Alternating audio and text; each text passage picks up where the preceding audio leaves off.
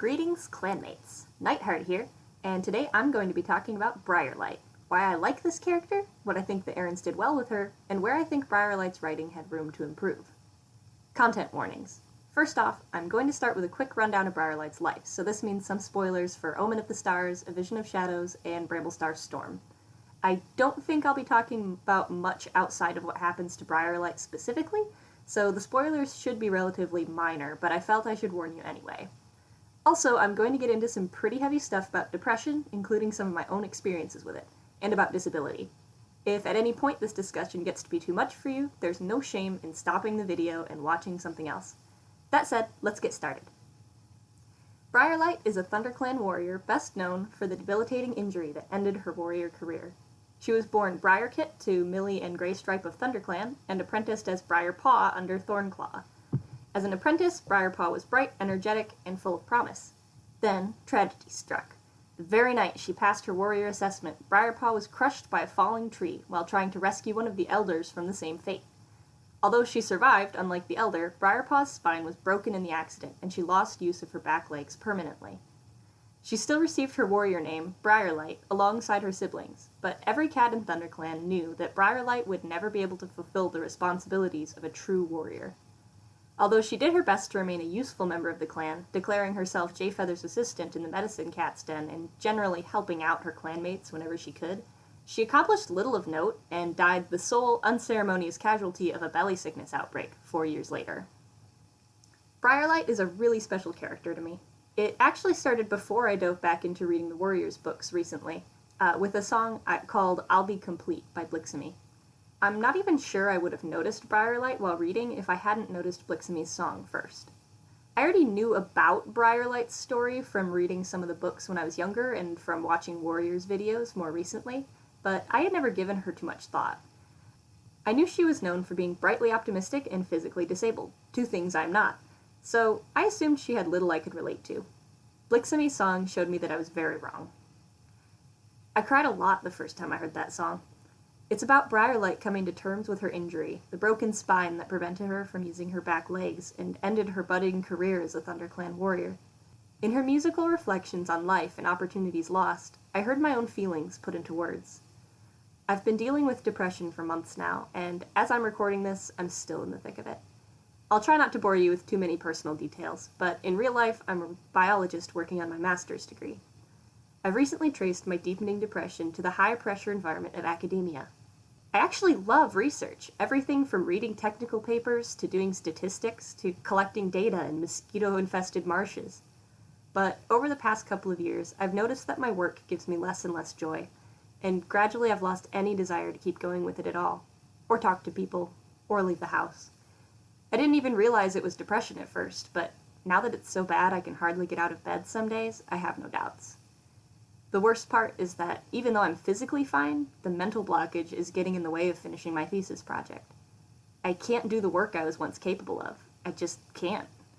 I used to think it was laziness and all I needed was to work harder, but the harder I work, the harder working becomes. I now accept that I simply can't keep going in academia as I had once dreamed. I feel like Briarlight, who had to give up her dream of being a warrior when she could no longer perform the duties expected of one. I'm sharing all of this in the hope that if you've ever felt something similar, it will be of some comfort to know you're not alone.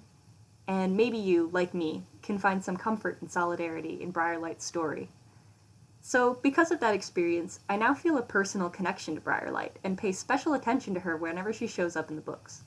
I know a decent number of Warriors fans aren't too happy with Briarlight's story on account of how much the ending of it sucked, but I want to talk about the things I liked about it and feel were done well before I start talking about problems and suggesting improvements. What I liked about Briarlight's story is that it affirms the intrinsic value of every person. Even if you can't do anything at all, you're still valuable to the people who love you.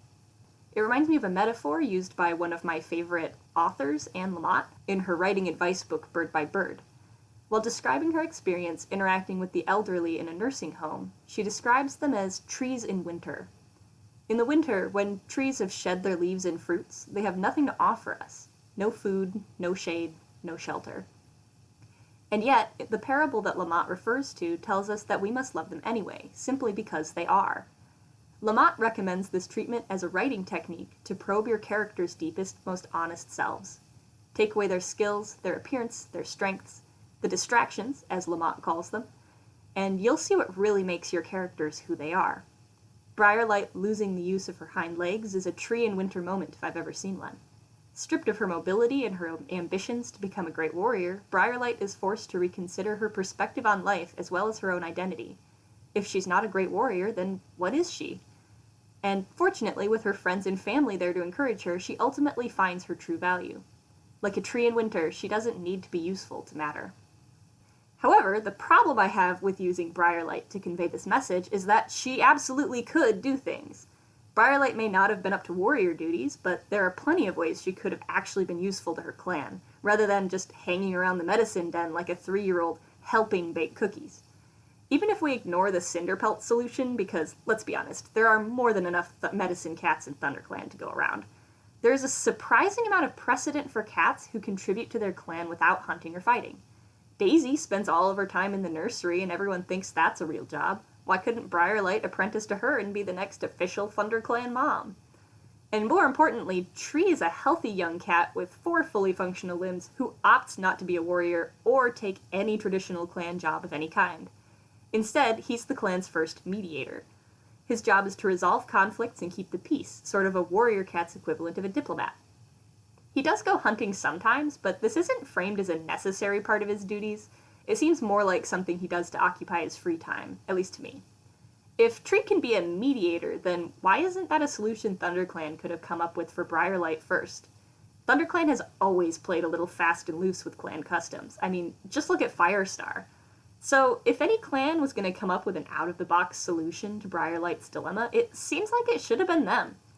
Briarlight's main personality trait was being a bright, happy ray of sunshine who got along with anyone. That seems like great mediator material to me. And as for ThunderClan Mom, even without the use of her back legs, Briarlight was full of life and energy. Who better to occupy the kits and keep them out from under everyone else's paws? And who knows what other jobs ThunderClan could have come up with if they had really put their minds to it. The point is, Briarlight was not helpless. She may not have been able to hunt or fight, but she was still capable of a lot more than she ended up doing. The way the clan treated her was framed as uplifting, but it felt infantilizing.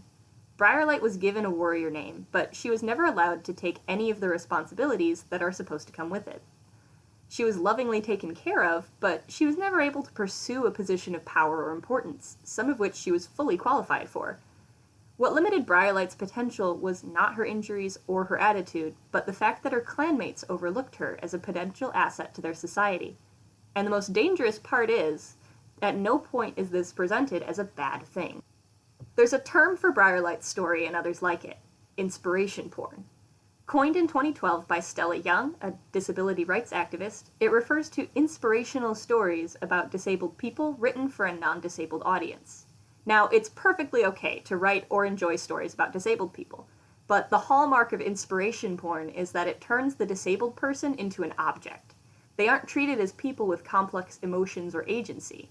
They're just there to elicit pity and make non-disabled people feel better about their own lives. Briarlight is a perfect example of this.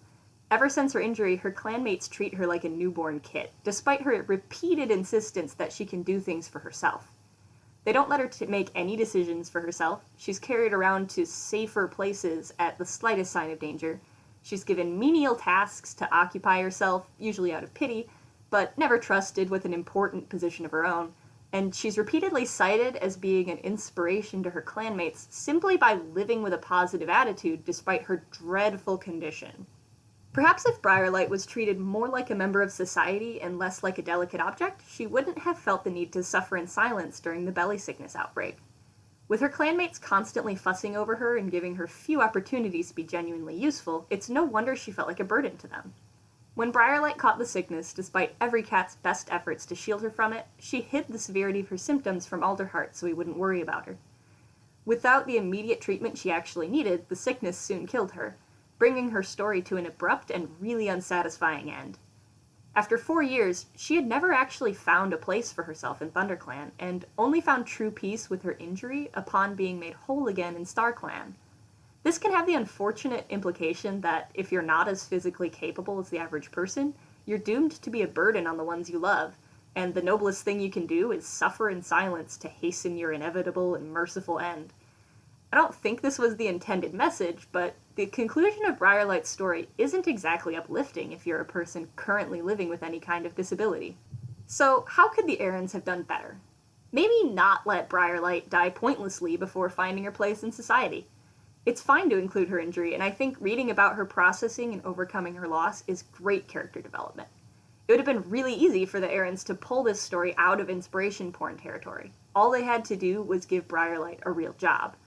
Mediator, clan mom, medicine cat, anything at all to show that she doesn't need all of her legs to be a fully functional member of clan society. Some final thoughts. 1. If you need help, hecking tell someone. Suffering in silence is only going to make things worse for everyone, as Briarlight's end clearly shows. 2. If you're living with a disability, whether it's physical like Briarlight's or mental like mine, you're valuable, you are a person, and you do have something to contribute beyond being inspirational, even if it doesn't always feel like it. Do what you can, and never give up. 3. If you cared enough about this stuff to listen to the whole video, then go listen to I'll Be Complete by Blixamy. I will add the link to the description if and when I get an okay from Blixamy to do so, because I don't want to step on her toes or anything. But Blixamy, if you ever watch this video, thank you. Your music is helping me through a really dark time. I'd also like to thank the amazing artists who I commissioned to help me out with some of the art for this video. Ducky, Elemental Cobalt, and Peanut Duck. There's links to all of their stuff in the description. They were all amazing. Please consider commissioning them if you want lovely cat pictures like these wonderful Briarlights that they drew for me. Also, a big thank you to my friend Samantha Hall, who drew and helped me design this lovely avatar. She is also available for commissions if you're interested, and you can find a link to her Twitter in the description. And finally, I was planning to add a fan art segment in future videos, but one of my pals on Twitter already randomly drew my Sona for me. So thank you for the amazing art, Crowned Raven. Everybody else, go check her out. And if you have art that you'd like to see on my channel, feel free to share it with me. It doesn't have to be my Sona, it can be your favorite canon characters, cat OCs, anything related to warriors at all. I believe very strongly in supporting artists, so I will continue seeking out paid commissions for my videos. This segment is purely for if you already have a piece lying around or just want to draw something for fun. Also, if you enjoyed this video, don't forget to let me know by liking, subscribing, and following me on Twitter. Warriors has lots of characters besides Briarlight who deal with physical disabilities, depression, anxiety, and other unique struggles. Which of these characters do you like or relate to the most, and why? Would you like to see a video about them? Let me know in the comments! And until next time, may StarClan light your path.